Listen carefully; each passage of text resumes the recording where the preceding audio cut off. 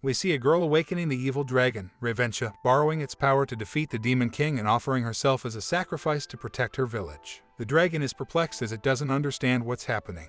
The girl insists that it would be an honor to die for an evil dragon, but the dragon clarifies that it is actually a vegan and only eats plants. The girl places herself on some leaves so the dragon won't have any issues. The girl's name is Lindsay, and she thinks the dragon is a commander of the Demon King, assuming it has immense power. She wants to give her life to protect her village, but the dragon corrects her, stating that it's just a dragon that has lived for about 5,000 years, always growing, and is actually quite cowardly. Humans mistakenly think it serves the Demon King. Lindsay has no family, so she feels no one will miss her if she dies. She fears the villagers will kill her if she returns, so she decides to sacrifice her soul to the dragon, believing it has devoured her soul and accepted her as a disciple. They plan to return to her village, and Lindsay is excited to be the dragon's new apprentice. Outside, the animals are terrified of the dragon, but it's just a vegan dragon seeking a peaceful life. However, knowing that the villagers are afraid of him, the dragon pretends to be a real evil dragon, claiming to have already devoured Lindsay's soul to discourage any more sacrifices. Fortunately, the villagers believe the act. However, the dragon knows that Lindsay doesn't have parents and wonders what fate awaits her in the village. The dragon doesn't feel right leaving Lindsay with the villagers, so it politely asks them to take care of her since she saved him, and he even considers helping them in their fight against the Demon King. He plans to stay and sleep in his cave for a couple of centuries. Suddenly, someone throws a stone at him, but he remembers not to show fear. The child who threw the stone is upset about the dragon devouring the soul of the innocent, but Lindsay clarifies that the dragon is not a monster, she is now his disciple and warns the child not to disrespect him. The child, whose name is Legayad, regrets the decision to sacrifice Lindsay's soul since he was supposed to be the one sacrificed and now wants to protect her. But just as he plans to leave, an alert comes in that dark wolves are approaching the village. These wolves are aggressive and can clone themselves through their shadows. They surround the dragon, and the villagers encourage him to defeat them easily, but he fears for his life. He decides to pretend to be a malicious dragon again, threatening the wolves to scare them away, but it doesn't work, and he realizes he is in danger. Lindsay shows her power and takes on the wolves, surprising the dragon, who has never seen anything like it in his 500 years of life. She is much more powerful than many creatures he has encountered. After her help, the dragon throws a party to celebrate, and he wants to talk to the child who attacked him to explain the truth. However, the child still believes the dragon is a soul-devouring monster, so the dragon warns him not to disrespect him again.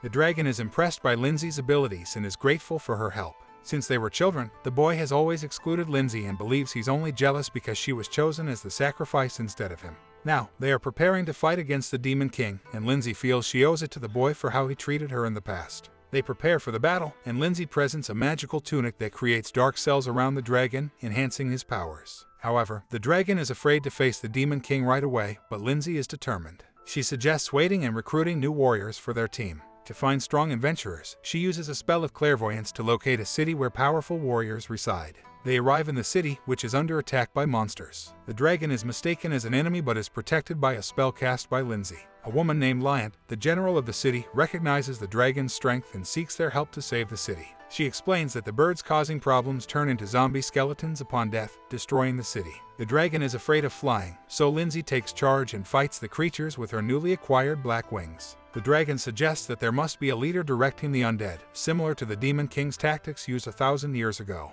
The leader is likely in a tower where they can oversee everything. The soldiers check every rooftop while Lindsay defeats the remaining monsters. After being defeated, the dragon confirms his weakness and apologizes for being attacked. He explains that he was only pretending to be a demon general to test if he posed a threat.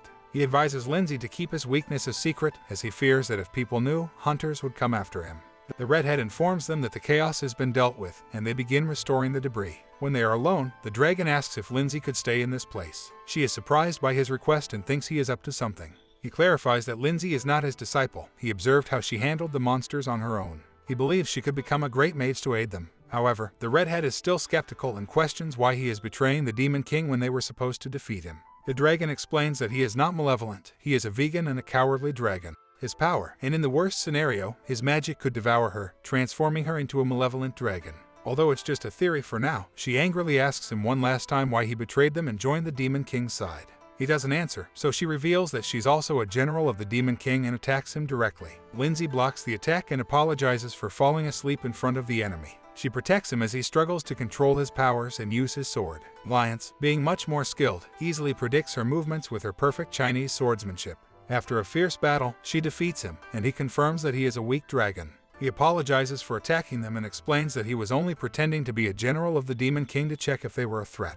He suggests that they hide the fact that he's a weak dragon, as losing Lindsay's trust or being exposed as weak would attract hunters to pursue them. He comes up with an idea to tell Lindsay that their fight was just a dream. When Lindsay wakes up in the morning, she is startled to see the dragon much smaller. He explains that lions made him drink a rejuvenating water and that he shrank himself to prevent any problems. As he leaves the city, he feels upset about how lions treated him and insists it was just a dream, that she is a good person who helped them improve their equipment in the city. In Lion City, a young boy with blonde hair is pursuing the malevolent dragon. He is a hero tasked with defeating dragons. Impressed by the dragon's strength and learning that lions fought the dragon he was after, the boy wants to become her disciple to become stronger and defeat the dragon that captured Lindsay. Lions warns him that her training is very tough, making him drag a large cart with his body and forcing him to drink strange medicine. Meanwhile, the dragon rests under a tree, tired and hungry, but he can't eat his plants as Lindsay might discover he is a vegan and lose trust in him. Suddenly, some bandits arrive and disrespect them. Lindsay gives the dragon permission to beat up their leader. The dragon apologizes for causing trouble and leads them to the caves where the slaves are kept.